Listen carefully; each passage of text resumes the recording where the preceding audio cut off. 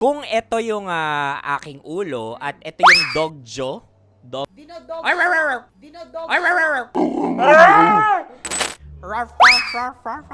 Kabisyo, ito na.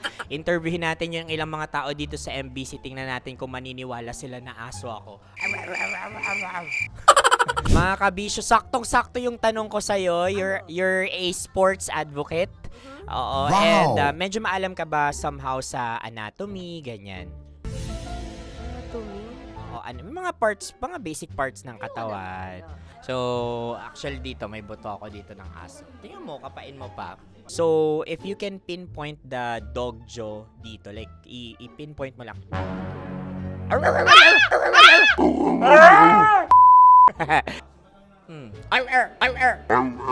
Oh. Dogjo yun. Thank you.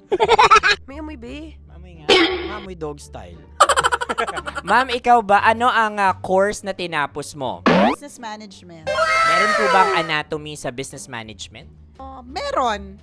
Meron. So, kung ito yung aking ulo at ito yung dogjo ko, kasi very wide yung dogjo. If you can guess, alin particular dito yung tinatawag na dogjo by Achilles dito. Dogjo. Dinodog. Dinodog.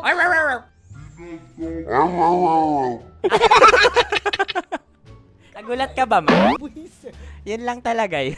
So, if you can just pinpoint dito, saan daw kaya yung dogjo? Pag na-pinpoint mo kung saan dyan yung dogjo, meron ka sa aking premyo. Sige. Ay, Alam ko na yan. dogjo, pero dito mo daw siya makikita kasi ano siya, dislocation ng buto. Kasi may mga scoliosis. Naniniwala ka ba dati akong aso?